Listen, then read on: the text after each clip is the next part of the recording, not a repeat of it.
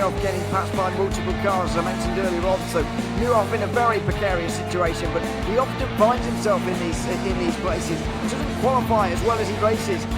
Up front, they are getting with Lee Aberdeen and Luca Varani, not very far apart at all here. But I just want to see how Alistair Haig deals with Marcello Kessler coming around the old hairpin.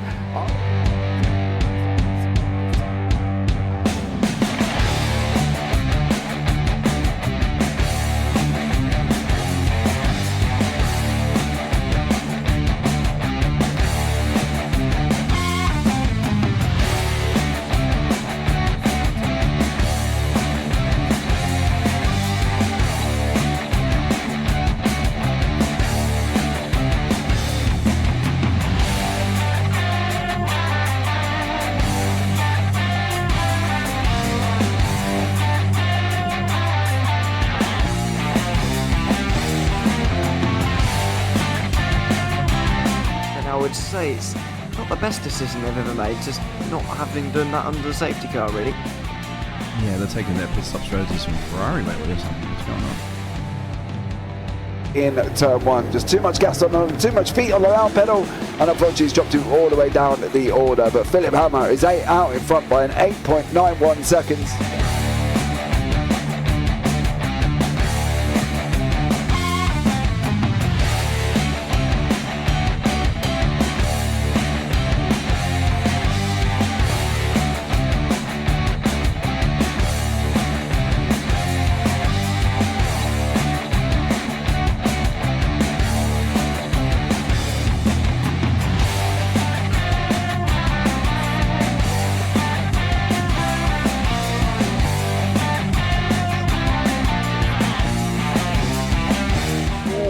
Dan Michael is a wall there, sir. And it definitely doesn't want to be hitting that earlier on as well. Difficult, the understeer is in the dirty air through that final corner because it's such a long corner and you get dragged off into the grass very easily. He'll have the slipstream down towards the chicane. Peterson was briefly alongside, but that slipstream has saved him and kept him in third. Yeah, Varani now lost a little bit of time to Aberdeen, about half a second. Peterson is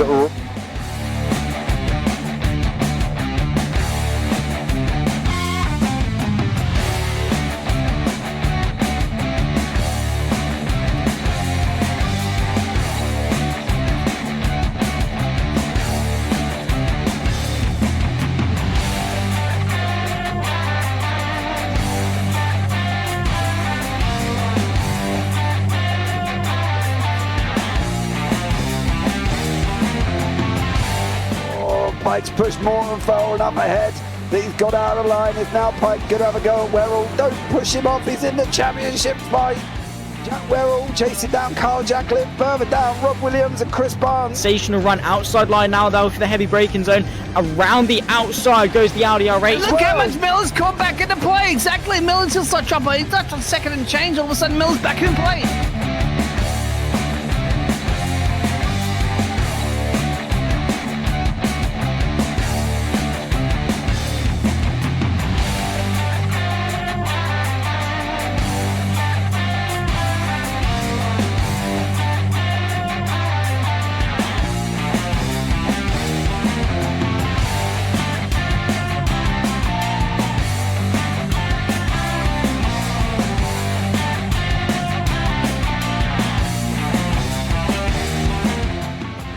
Moving on to the back end of Phil Jocelyn. So there's been a lot of movers and shakers in this first 2 laps here for race. Absolutely serious racing league. Everybody's a lot of fun. Yeah, and it's all about the entertainment. So I hope everybody is enjoying themselves out there in the chat. We know that Ron is been enjoying himself watching. And the Burger King machine's off into the grass a little bit there. Is that really bunching up now?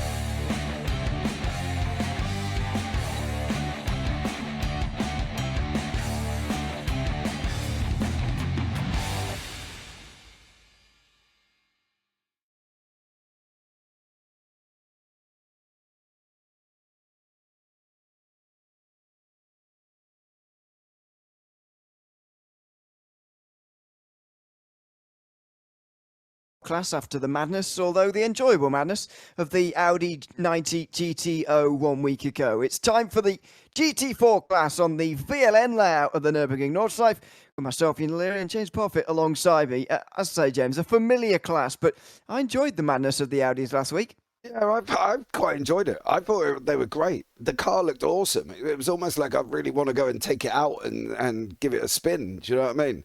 And see how I get on. And I thought it was awesome, to be honest with you. So I'm looking forward to this one, to seeing how they get on. Yeah, and we've got another 4 laps ahead of us, ready for another race. Let's have a look at the championship standings, though, before we get any further. Corey Stas is at the front of the standings by 8 points over Dave Mull, who finished on the podium in this car in last season, and Evan Kruppold, last season's champion, who is 8 points behind as well. Jason Hightower and Matt Green have also been at both the races so far, and they're 4th and 5th. Rick Putnam, Dean Dilts, Dave Hernandez and Ray Teo are the pros who have been here so far. And then the AMS, Dan Kosick is only a point ahead of Alexander Betash, who took some points out of him, 4 points out of him in the Audis. Chase Pettyjohn is 12 back from the lead, with Pat Labrosse 16 back. Another point back to Sereno, another point back to Hessling, another point back to Pat Mish. You get the idea. It's very close. Eddie Connors, Scott Stadler, Tim Wacho and Jamie Bender round out the 11 AMs. Here's the grid for round 3 then, with Jason Hightower taking the best time. He takes pole position ahead of Rick Putnam, last week's winner. Corey Stas was the first driver, just over a second back in 3rd, with Evan Kruppold, last season's champion, in 4th. Dean Dilson, Dave Mull round out the 3rd row. Chase Pettyjohn and Dan Kosick will be the first of the AM drivers. It will be Matt Green and Dave Hernandez rounding out the top 10, with Patrick Mish and Tim Warchow driving the only BMW in the field in 12th place. Jamie Bender will be 13th alongside Scott Sadler. AJ Condor will be 15th. I believe Christopher Garcia is going to be taking the start, not from the circuit anyway. He'll be starting from pit lane, even if he does. And Dylan Hesslink will be at the back. They make their way down the back straight then, the Dottingerhoe, and you can just see through the mist. Immediately we get a view as to what the conditions are going to be like. Rarely we speak about the conditions, really, because these races are always only 4 laps long. They're under an hour, and in any car you can make tyres last. But tyres are not going to be the problem here. It's going to be more about visibility, which could be a slight issue for the drivers today. Yeah, I think that's going to be the thing, isn't it? It looks pretty clear on track. I think it's just what we're looking at from obviously being outside of the car, and I'm hoping it shouldn't be too much of a problem. I'm also hoping that there ain't a lot of chaos, because we've seen quite a bit of that at times, so we're hoping that we don't get that, but it should be a good one. I think you know, Jason Hightower sitting at the front, which is always good for him in that Mercedes. Not often we see a Mercedes at the front. No, we do have good manufacturer variety, though. It's Aston Martin alongside. We've got Porsche and McLaren as well inside the top 6, and as I said in the grid, the one BMW of Tim Warchow is down in 12th place to begin as well. So good to have all the manufacturers represented. I'm not sure if it is actually the new BMW or whether it is the old one. It's very, well, impossible actually for me to tell, because it's just an Evo sort of version of the BMW M4. But I've got no idea whether that is the Evo version or the previous version, because as I said before, they look exactly the same, but or they do to me. So there you go.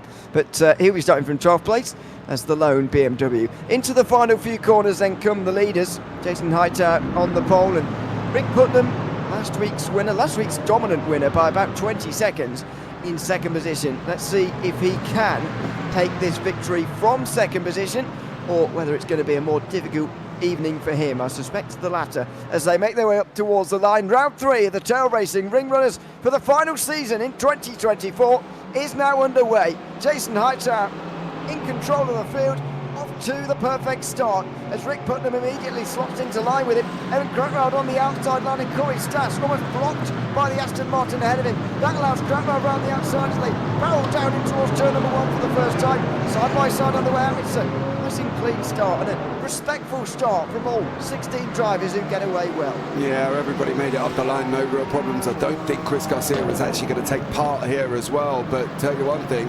Hightower's done what he needed to do. He's escaped at the front. He's opened up that 1.1 second gap, and as we say that behind Chase Pettyjohn, Unfortunately, in that Merc, just put too much beans through the loud pedal, and it's unfortunately gone off the side of the racetrack. So Chase is going to have to play a little bit of chase to catch up. And he will, and as always, we will look at all the replays after the race. Meanwhile, out of the Grand Prix layout, this is through turn 7, and down the hill, now towards the very fast chicane. You get at the end of this BLN layout we're using here today.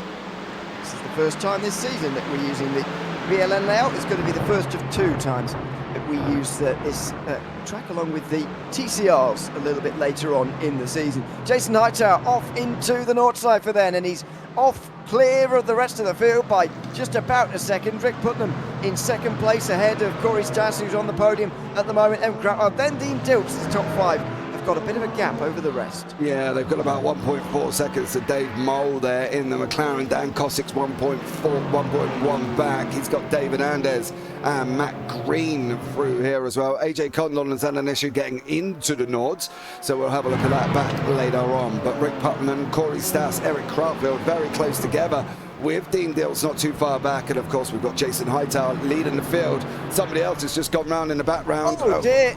Oh, and they're in the middle of the road. Oh no, that is Dave Mull, I think the initial spinner, who has been collected by it is indeed the McLaren of Dave Mull, who was collected by everybody, and it looks like that they've somehow all got away and continued on, but looked like a solo spin through the hatch back there from Mull, and when you're stopped in the middle of the road on this circuit, there's very little everyone else can do. Yeah, that involved Chase Pettijohn, Dan Kossick, Dave Mull, Matt Green, all on that one. So unfortunately, yeah, well, that's an interesting start. We did ask for not chaos, but I guess these guys didn't want to listen on that one, Mr. O'Leary, and have decided to get all involved with each other. Unfortunately for us, that has spread the field out quite a lot. Jason Hightower's gap has come down by nearly a couple of tenths. Corey Stas, however, tucked in right behind Rick Putnam at the moment. Yeah, he's challenging, misses the apex slightly at the first part of Adnan Force there, but he'll get away with it. On board now with the Mercedes, and as you were alluding to, the visibility isn't that bad, although it's not a great day for looking at the view, is it, here in the Eifel Mountains? However, it is visible for the racetrack at the very least, so they'll get away with that. Through the fast right-hander at Metzgersfeld they go now. Don't want to get too wide there, otherwise you'll be going straight on into the barriers. Then the real braking zone at the next left-hander. This is downhill into Callanhard, the right-hander. Then through a little chicane, if you like, before miss. As you say, Hightower has been reeled in by Putnam a little bit. The top 4 are still pretty close together, but they're not in that range. They are in that range where they're slipstreaming off each other. They're not in that range where they are really looking at overtaking each other at the moment. None of them are within half a second of the other. No, and I think they're seeing that, to be fair, these machines aren't great at drafting, to be honest with you. You do have to be within sort of 2.5 temps, 1.5 temps to actually make that work. And I think these guys could be just following each other right the way through to the dot and the hoe and see if anybody's actually close enough, because I don't think at the moment they are. It's the same even down here with Chase Pettijohn and Dave Mole, after obviously them getting caught up in their own little incident. The fact that these guys, for Chase, he can get there and he can get close, but where's he going to go? That's going to be the question at the moment. And you can see he's carrying damage on the front end as well, so it's whether or not that's going to affect... And the rear. And the rear, yeah, he's been hit front and back, and all sorts, unfortunately, for Chase Pettijohn at that one. So, yeah, not ideal, but we'll see how these guys get on. Nothing really changing at the front. The gaps are not really coming down. This is probably the closest battle on the racetrack at the moment. Yeah, just from some angles, it looks like the rear bumper has just been punched in by someone. I'm pretty sure it has. Although, again, I'm not really sure where he would have picked that up from, because people will have been slowing down for Dave Mull's incident, but Pettijohn was last after his spin on his own, so maybe he did get it by colliding with the wall on his own on the Grand Prix circuit, as we saw at the time. That's certainly where he picked up the front end damage, and maybe the scrape down the left-hand side as well that you probably have to see in this camera angle. There it is. You can see some of the writing just scratched off on the left-hand side of the Mercedes. So it is a pretty scraped car. But after all, he's he's trying to overtake a pretty banged up car as well. That McLaren is really sort of disformed and weird. I mean, I'm not even that sure he's got straight steering at the moment, Dave Mull, because it was hit so hard, that McLaren, by so many different drivers. And let's have a look on the way towards the carousel, just what he's dealing with here. There's your answer. He's turning right to go straight. Yeah, he's keeping his right hand down. He's going to carry a problem. It depends on whether or not he's going to go in and get that problem resolved. Gaps up front did come down briefly, but then they've gone back out again. You can see Stas is in there, bringing it back down to half a second at some points over Rick Putnam. But Dave Mole is under pressure from Chase Pettijohn here. These two having a right little ding-dong at the back and doing a great job. Both of them carrying damage, so I'm not quite sure who's going to be able to overtake who here with straight-line speed. Could be a problem. The McLaren generally is quite fast in a straight line, but when it's so aerodynamically compromised, I'm not sure it's going to remain the same. And this section of corners, especially for someone with suspension damage, is going to be difficult for Mull. Oh, steady. He's very nearly off in the grass there. And stays on, thankfully, just about, but he got very close to running off the road. Meanwhile, Dave Hernandez gets past Dan Kosick. I don't think Kosick will be too disappointed about that. They're not in the same class after all, even though they do score points from the same system, of course.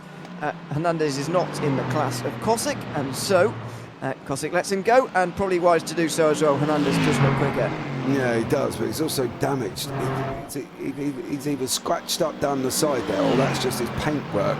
But I think it's more he's scratched up. The leading guys are coming in for reclines at the moment before we go running off around Galgenkopf, and we'll see Hightower here as well. But it's going to be focusing from here and how the close Krautfeld's going to get under draft scenario. It's whether or not he's going to be able to get close enough. And as I say, these are not the most draft-happy cars.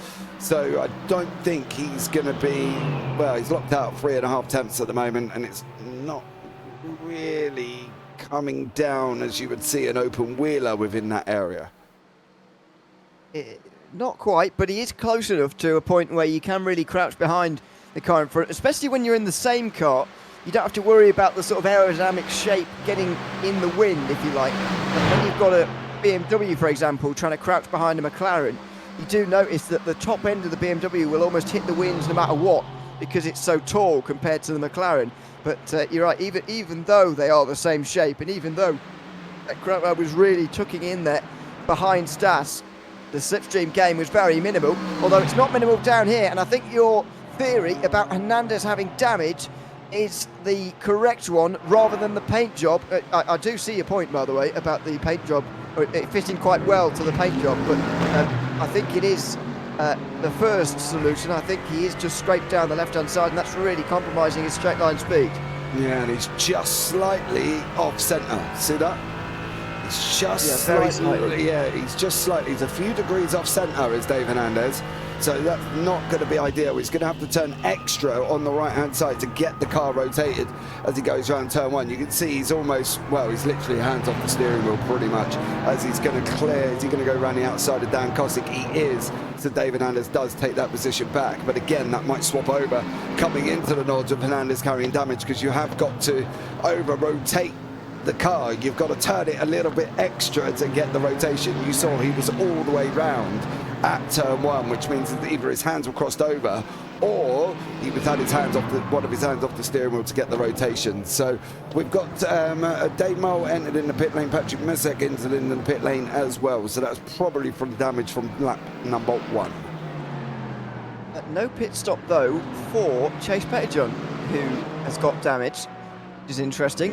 Fast repair used by both of those drivers, by the way, Mull and Meish, who both make their way out now again as well. Mull will be racing through the field now, I would expect, and he should be able to make up some places. There is Pettijohn, looks to have a bit of suspension damage as well. Yeah. So right, he's not come in, but he's catching Hesselink and Jamie Bender as well at the moment, so he's clearly not going that slowly. I mean, and especially in the corners, you know, he might not be compromised very much, so we'll see. He's carrying on for now, and he's not going too slowly either. No, but he's another one with a little slight left hand down there as well. A few degrees for Chase Pettijohn. He's going to have to get it in through the chicane. See, he's closing, but where's he going to be able to go?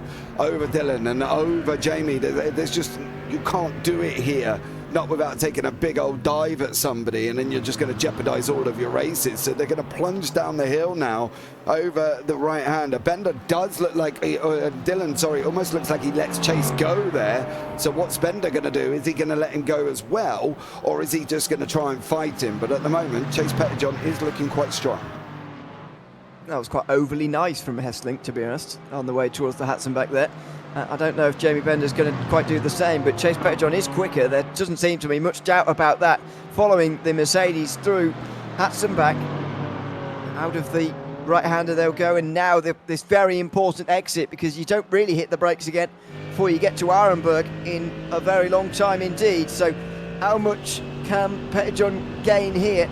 Is he going to be compromised in a straight line, or is he going to be helped with the slipstream here? We'll see. It hasn't been so powerful so far. As over the top at Flugplatz they go.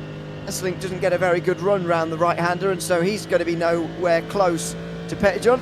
But likewise, Bender isn't under any pressure here either into Schwedenkreuz and into Arenberg either. It's going to have to be a move made in the corners by the looks of things. Yeah, but it depends on how brave he's going to be here. He's not going to be able to get it through Arenberg this time around. There's no way he was going to chance sending it that far in, and it just would have been, well, it would have been ridiculous. It could have just all gone completely wrong. But Chase Pettijohn there uses the grey matter, shall we say, and keeps the car back. But now what's he going to be able to do? He's tucked right in. We've got the fast left-hander at the top of the hill. It's basically a dab of the brakes to get the car rotated hard on the brakes now through the right-hander, then through the left, and then it's the same situation coming out the other side. Pettijohn, don't go over the cars in that, over the curbs in that Mercedes. It will not like it. None of the cars will in this GT4 class at the Nürburgring Nordschleife. Although, having said that, they are probably still the cars that maybe like the curbs some of the best out of some of the classes of car. I mean, there's going to be no curb usage next week, that's for sure. In the F4s. Oh, and Jamie Bender goes wide. That was into Meskersfeld, the braking zone. Pettijohn gets through easily. Now, what about Hesselink? Because these two are legitimately fighting for 5th place in the AM class. They are close together on speed.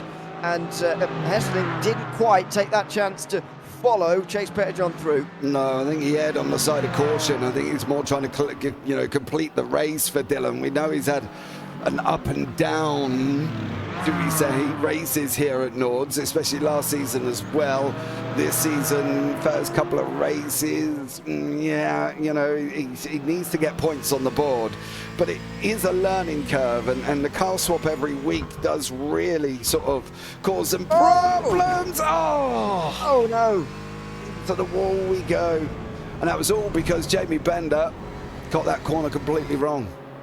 Yeah, tunnel vision a little bit there. Hesselink went deep into the corner as well. That was Exmuller, and you can see the damage it's done to the right-hand side. Meanwhile, Rick Putnam has got a lot closer to Jason Hightower. This is a Mercedes versus Aston Martin battle for the lead of this race. Corey Stas has not been able to go with him, and he's under pressure from the reigning champion, Ewan Kruppwald. And by the way, they're both right up there as far as the championship's concerned. David Mull so far down means that they'll both be stretching away from him. Instead, it's going to be Stas versus Kruppwald for the lead in the championship. And look at that, Jason Hightower goes very deep into the corner, but Putnam wasn't quite able to sneak down his inside. They've all slowed down, and that allows Corey Stas right into the fray as well. Yeah, Hightower just popped out of the carousel. He popped out onto that flat bit, and then he had to try and break it and bring it back in. Putnam had the opportunity, couldn't quite get alongside to get the gap. But unfortunately for Hightower, you can't be affording to do that. Not when you're in this lead battle, not when the 4 cars are coming as well. And one of them is last season's champion, of course, in Evan Krautfeld. So he's got to try and extend that gap again if he can here. But it's all down on what Putnam's going to be able to do. The interesting thing is these are not the normal 4 cars you would see at the front of a GT4. Generally, there would be a Porsche in there as well. There might be the Aston Martin, but there definitely would not normally be Mercedes. But these guys are making this Mercedes work and are doing a great job at the moment. But it's all down to Hightower cannot afford to make mistakes like that again. We saw it last season, as I was corrected the other week. He threw it away on the last lap, the last corner going into Tiergarten, and smashed it into a wall. So he needs to make sure that he doesn't repeat that feat today as what he did last season. Let's see what happens here for the run down the straight. Look at Krautwald, so close behind Corey Stas on the way towards the Stefan Bellafes. That is unbelievable, and he's looking again here. He's not going to be able to make it work there. This is a very fast right-hander coming up at Schraubentratz. I'm not sure he's quite going to have the chance there either. Wow, this is getting close for third place. As soon as those leaders began to put the pace on again, Corey Stats just couldn't go with it. And Evan Krautwald wants to, but just can't for now. Through the Klein Carousel they go. And the gap for the lead now grows to a second. So Rick Putnam was able to get a lot closer through the mud curve earlier on in the lap. But now that they've got round to the other part of the circuit, now that they're getting to the important part of the circuit as far as overtaking goes, he's nowhere to be seen. And Evan Krautwald is still stuck behind Corey Stas. And he's not got the pace. Gap's not coming down. It's 3.5 tenths teetering constantly in and around that area. It's just breaking 3.3 now. Whether or not he's going to be able to get it down close enough to be within 2.5, 1.5, going under the Bilston to be able to get down into Tiergarten is going to be interesting to see here as well. Now we start coming down a little bit more of a quicker time. Is he going to be able to get it? No, he's got to be within 2.5, 2 tenths at the most, getting onto the Dottinger to make that actually work. You can see coming in through Tiergarten, he just didn't have anything. There was nothing there that the Mercedes could give him to be able to pass the Mercedes in front. However, Dan Kosick and Dave Hernandez under the Bilston side by side. Kosick goes straight through, and something I noticed there between the two leaders, that was also Mercedes versus Aston Martin, is that the Aston was a bit quicker on the straight. So we've been following Krautwald failing to get through on Stas on the straight because they're in the same car and the slipstream's not very powerful, and so he's going nowhere. However, Dan Kosick there, who's in the Aston Martin, he was a lot quicker than Hernandez on the straight, and of course he's in the Aston Martin, so I just wonder whether those Aston drivers do have a bit of a speed advantage on the straight, and even the slipstream, look, the Mercedes is going nowhere of Dave Hernandez, so maybe that's something to note when we're looking at the leading battle.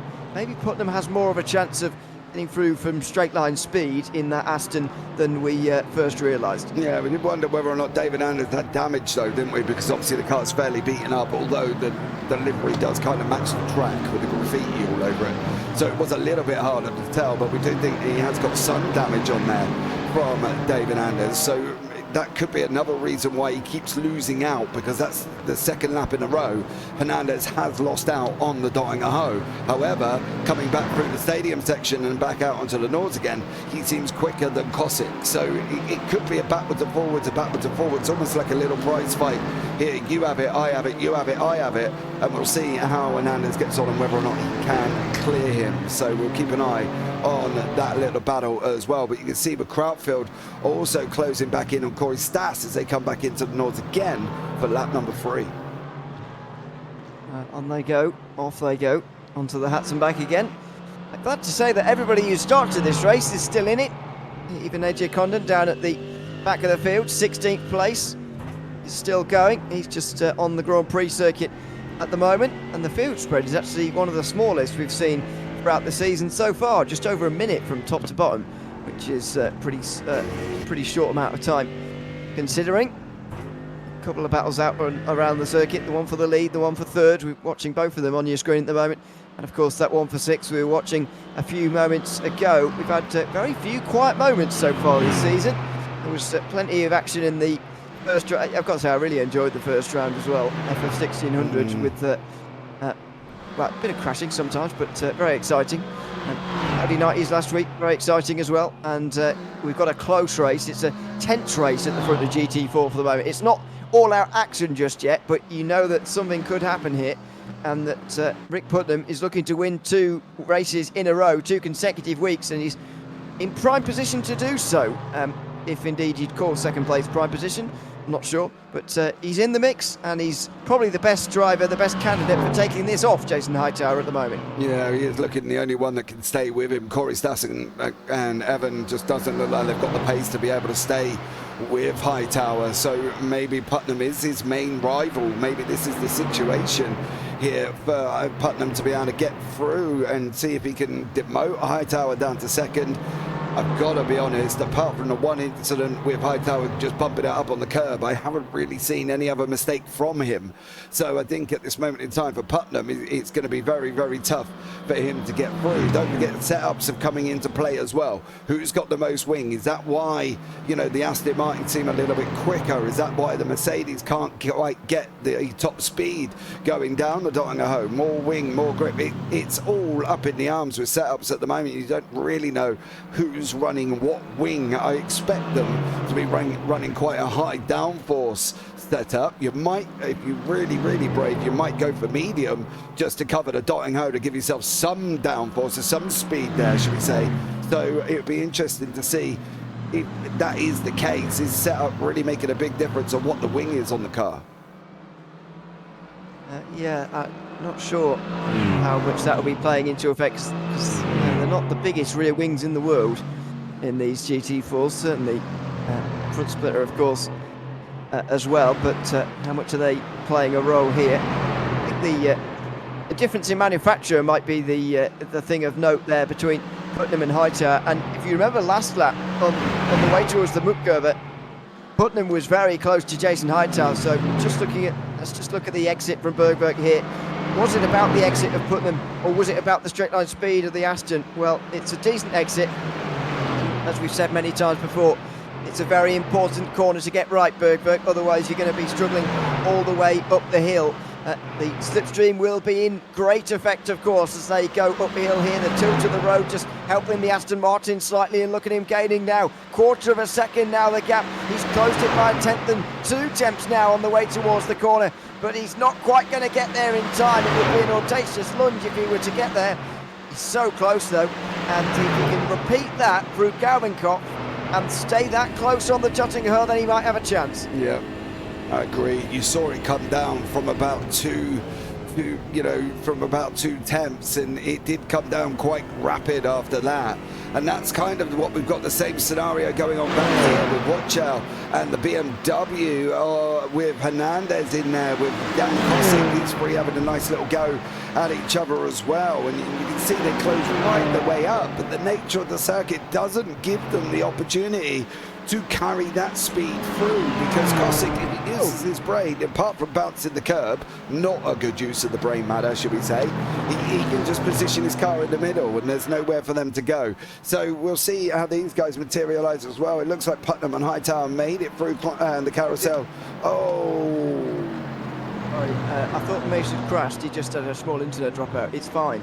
Oh, okay. He's still on the road. I did see it now. There is a 4-car battle for 12th though overall, which is something you don't see very often. Dave Mull gets through on Jamie Bender, and this is about Mull recovering from his fast repair and his crash earlier on in the race. Patrick Mace as well, who's also recovering from a crash, but you'd imagine Mull will have that little bit more speed. So Bender and Hessling have both been overtaken, that's to be expected, but now it's about Mull and Mace, and the two McLarens can sort out the battle for 12th place between them. Oh, if he keeps doing that, Messick, he'd be literally a sitting duck at this moment in time. They were involved together, so Dave Moe obviously spun, and then Messick was involved in that. And he's popped out. He's popped out. Game over. Yeah, as soon as you're at the carousel, you are toast, and Dave Mull moves up to 12th place. He's not going to be repeating his podium from last season, but he will be recovering all the points he can, and we'll set his sights on Chase Pettigrew now and see if he can catch those 14 seconds, although with only a lap to go at the line, that could be a pretty difficult thing to achieve. Dylan Hessling has continued on despite the crash or scrape on the wall. It was a bit of a crash really, wasn't it? Ex-Muller 1 lap ago. He's still going, and he hasn't actually lost any time to Dylan Hessling in the meantime, so these two still very well matched despite the damage to this Porsche. Yeah, I thought he was going to go then, I've got to be honest. Bender's in the wall. Oh, Stay.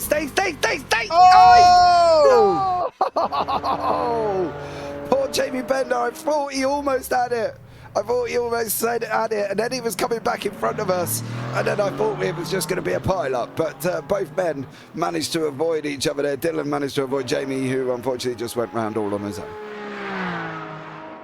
Well, that could have been worse. Meanwhile, Evan Crowell gets very close to Corey Stas, and this is probably the closest he's been so far He's just using that slipstream towards the Bilstein Bridge. He's going to have to be brave on the brakes, I think, on the way towards the Tegon. Here we go. First bit of side-by-side for third place in quite some time. And Evan Crowell's on the grass trying to make this work. Side-by-side into the Tegon. He's on the curb. Oh, he's gone. Huge smash for the reigning champion. He 360s and he's back going again. He's not scraped the wall that badly, even though it was at high speed, but he's back in fourth place again. An extraordinary moment for Evan Crowell. That was so high speed. That was meaty, north of probably 140, 150 mile an hour coming into that area, and he looked a little bit raggedy on the curb, and then he hit the curb again, and unfortunately it was just an audition for Swan Lake at that moment. There was just a beautiful pirouette in there, but for Crautfield, oh dude, it was so close, but yet so far to making that stick. That was quite an accident, or an accident that wasn't almost, because he's actually got away with it. There's almost no visible damage, and as we were on board there and looking at the steering wheel, it looks like he's holding that wheel straight, or it did on the front straight. Let's see. Going to be a bit more difficult as he's heading towards the back end of the Grand Prix circuit now, but he's holding that pretty much straight as far as I can see there. So he's gotten away with that, and actually the contact with the wall wasn't that fierce, but he sort of scraped along it, which has helped him. Meanwhile, Dave Hernandez is back into sixth place, by the way, from Dan Kosick, who's been overtaken, and now he's side by side with Tim Watchout on the Grand Prix circuit here for the lead in AM. Look at this for the BMW, braking very late round the outside. Kosick gives him all the room in the world, and eventually they come together on the exit of the hairpin, and through goes Tim Watchout on the final lap. Yeah, Watchout moves himself forward now. He takes the lead in that class, so I don't really know if Kosick needed to give him that much room, whether or not that was just a safety kind of I'd better let you go kind of scenario, and that's a shame for Dan. He's held his own for 3 laps there with David Hernandez. I do expect Hernandez to go off now. It looks like Patrick Messick has had an incident and is in the pits. Unfortunately, he jumped to the pits, so I know there was a problem there, but again, we'll have a look about that back after the effect here. But yeah, for Kosick, he's done so well for 3 laps. I don't know if he needed to give that much room. No, I don't think he did, but Tim Watchout gave him a lot of room as well, so there was a lot of respect shown there, maybe too much, but they've got through it, and they are still battling for the AM lead, and it might not be a battle that's just settled yet, unless Watchout really puts the pace on here. Not too far behind them, by the way, is Scott Sadler in the Aston Martin, so it could be a 3-car battle for the win here before too long. Of course, Dave Hernandez is ahead of them, so this is the battle for 7th place now in the overall field. The top 6 all covered by the pro class drivers. Of course, this 2 classification system introduced for this season gives people a bit better of a chance of actually winning a title if you're in the midfield. And so split them in half and gives us 2 races to watch effectively. This is the other one. Jason Hightower still ahead of Rick Putnam, who I'm beginning to wonder where he's going to make this move now. Putnam, he's so close around most of the lap, but just in that final sector where it's really crucial to stay close and get a good run through Gavin Kopp, he just can't quite do it. No, I don't really know what he needs to do. Normally I can sit back and go, he's got to get this out, he's got to get this right, he's got to get this right. And the problem is he's getting it all right. So is Hightower. And when both people are getting it right, it's very hard to see where it's going to go wrong or where Putnam's going to make the overtake. Hightower's been so consistent, so clean. Putnam, so consistent, so clean. Last time, 8:31.66 for Putnam. 8:31.5, sorry, for Putnam. 8:31.66 for Hightower. So, you know, not a massive difference there at all. And it's, yeah, I can't see him getting it unless he can get the run out of Gavin Kopp onto the dotting the hole, to be honest.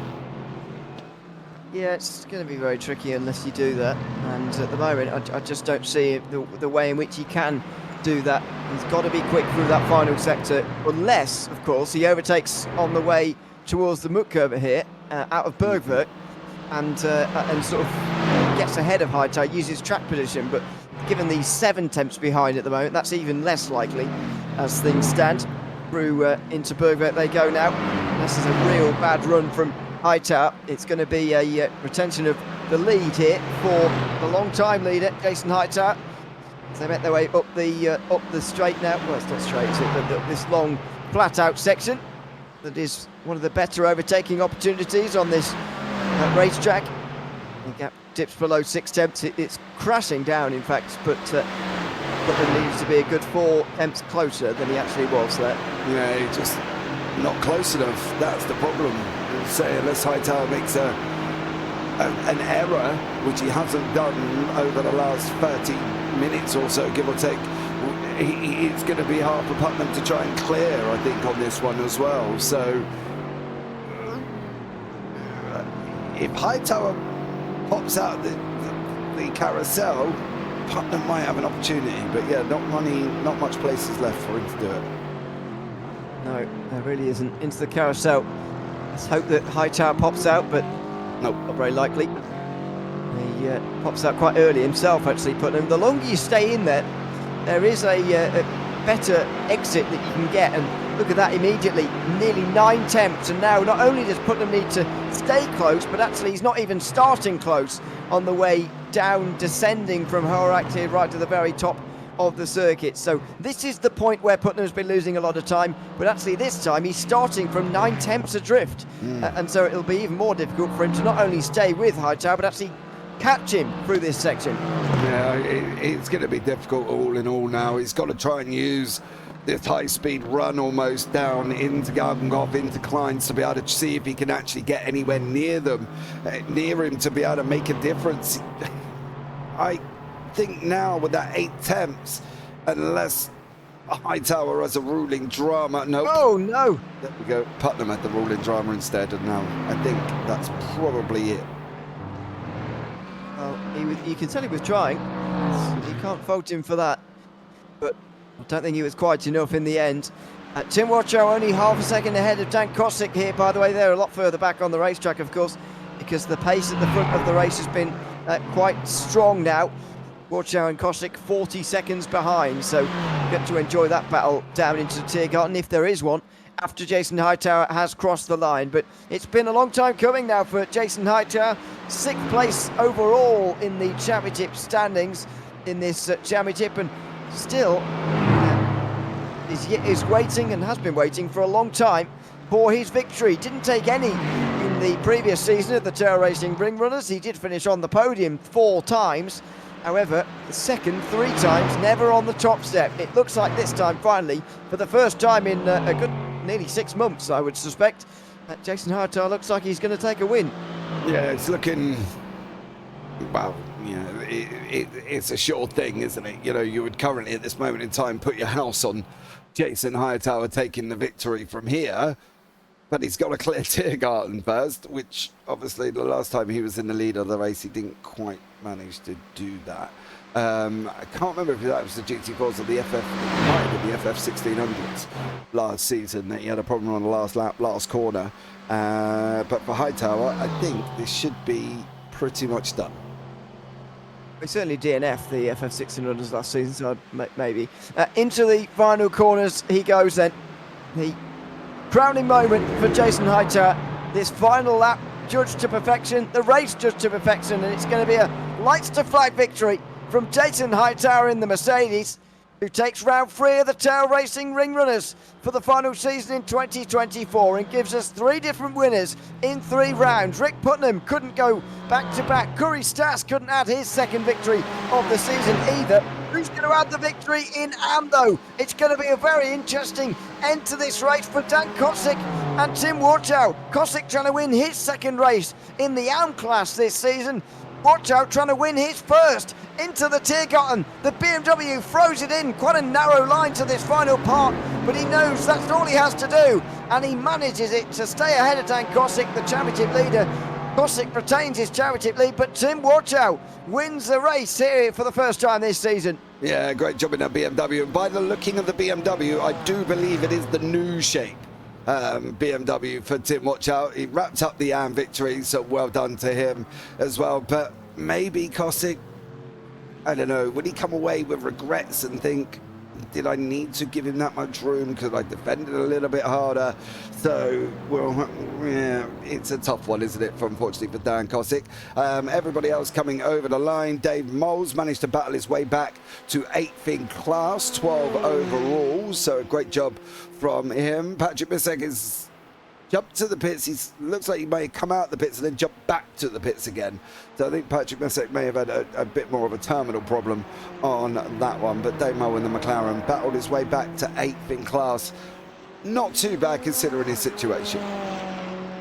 Too bad. And unfortunately, he will lose points and lose positions in the championship to Evan Crowd and Jason Hightower. However, he has recovered decently. There's Dylan Hesselink over the line. Overtook Jamie Bender, of course, after that late spin for the Mercedes driver. They will finish in 5th and 6th in the AM class. And then AJ Condon down in 7th place. There he is, a further minute behind. Has he got... No, he's not damaged. He's just taking a straight line through Gavinkov. So he'll make his way up towards the line shortly. We'll add another set of points to his total for the season. Standard GT4 racing really here today. Not quite the last lap drama we were hoping for the lead. However, plenty of drama scattered throughout the race and plenty of decent action throughout in this GT4 class. But whenever there's a series around the North Side, you kind of got to shake these cards around because they are synonymous with this circuit, and they are that they race around here in real life a lot. Makes sense to bring them here in iRacing as well. Yeah, absolutely. It is a great circuit. I just prefer the Nords layout. I can't get the stadium section right. It drives me crazy. There's just nothing I've been able to do to improve myself in the stadium. So, you know, Nords, that's it. That will do for me. I'm happy with just that part. But AJ Cotton going to come over the line as well. One of the things I do want to pick up on really quickly, what have we got next week? F4. The F4 car. So yep. There's a car we don't drive very often on the North Side. So if you're looking for a bit of a difference, then there it is. Let's have a look at the race results before we go. Jason Hightower wins by 1.6 seconds ahead of Rick Putnam, with Corey Stats joining him on the podium, just as he did last season in the GT4 race, although not finishing second this time, but finishing third. Evan Crutwell finishes fourth after his wild spin at the end. Dean Diltz over 30 seconds back in fifth, with Dave Hernandez in sixth. Then the AM winner, Tim Warchow, just beating Dan Kosick to the line, with Scott Stadler and Matt Green running out the top 10. Chase Petterjohn was the first driver 1 minute down, or over a minute down, after spinning out of turn 4. Dave Mull finishes in 12th place after his recovery drive took him past the likes of Dylan Hesselink and Jamie Bender, who also spun on the penultimate lap. AJ Condon finishes in 15th place. Patrick Mish retires 1 lap down. Christopher Garcia never started the race. And with that, let's have a look at some replays at the end of the race. First one for Dave Mull here. This is before he went off at the Hatzenbach. I think that was just an off track. But what we're going to see here is him seeing the drivers ahead of him get away, him getting ahead of those drivers behind, but then he gets it wrong on the Hatzenbach on the first lap. Yeah, he does, unfortunately, there for Dave Mull. We'll have a look back at that. I'm not quite sure if that just picked up on the off track that he had. And again, I think this is where Chase Petterjohn spun on his entry. Condon. Yeah, AJ Condon, sorry, on that one. Yeah, he spun on that one. And then, obviously, Chase Petterjohn's moment that he had as well that gave him damage. Again, popping the curb on that Mercedes. He had big damage. So that's secondary to the spin at turn 4 we saw live. That's where he got all the other damage, just before the Hatzenbach itself. So then we get into Dan Kosick, who's going to arrive first on the scene to Dave Mull's spin. There it is, clips the inside curb. Kosick has to go off track to avoid going round the other side. Who was that in the Mercedes going round the other side? He clips him, but not as badly as everybody else, like Matt Green, who smashes into him in this classic Porsche livery. He can't really avoid as the McLaren's in the middle of the road. Another McLaren comes upon him very quickly, and 3 drivers are involved. Yeah, and that was it. That was the main story from the first beginning of the race. All of these guys then entered into the pit lane after on that. This was obviously Jamie Benders that we did catch live here as well. If you see, scrapes, comes down, comes across. Oh, He So almost close. saves it as well, Yeah. didn't he? It was literally just possibly a little bit too much oversteer for him as he got back on. This is Evan Craftfield's fast moment here. Bounces wildly over the curb. He knew something was going wrong because he was hitting the brakes already, but the way he sort of glides past the wall there and just hits the barrier front and rear sort of slightly really saves him. But what a huge moment that was. Yeah, absolutely. There would have been some, possibly a brown pants moment now, I think.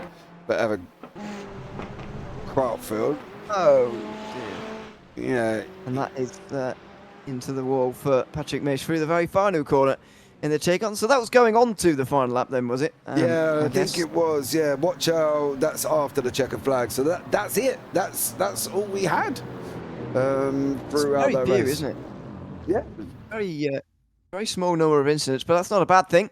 I was going to It say, means why are that, you unhappy about that? No, I'm not saying I'm unhappy. Just pointing it out. So there you go. That was round 3 of the Tvail Racing Ring Runners in the GT4 class. That sort of incident reel sort of says all you need to know about the race. Everyone drove pretty well. Nobody really had incidents, so there was very few of them.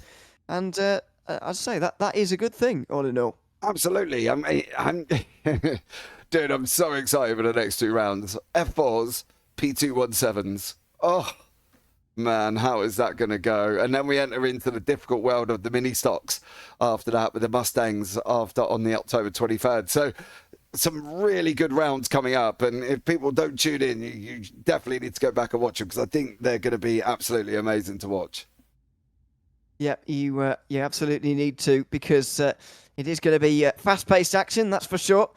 The next few rounds are going to be of cars we don't see driving around the North Side for very often, so No. make sure you tune in for them. I promised of recording these the week after they've happened, or the day after they've happened. It's not gone very well so far, but and we'll be going again on Friday next week. So apologise for that, but that is my fault. So I'll apologise here and now. But we'll be back again for another pre-recorded Tvail Racing Ring Runners round before we hopefully return to the morning after the race for the rest of the season. But we've already gone wrong a little bit to start with, so can't make too many promises. You are but, literally throwing us under the bus here, Mr. Wayne. sorry, but, I'm throwing myself under the bus as well, so it's okay because next week is my fault. But yes, we'll be back the morning after the race, hopefully for the rest of the season after that, and we're very much looking forward to it. I hope that you'll join us for that again as well. But this has been round 3 from myself and Larry James Parfitt. Until we see you in 1 week's time for the F4 class coming around this Nurburgring Northside circuit. It's goodbye for now.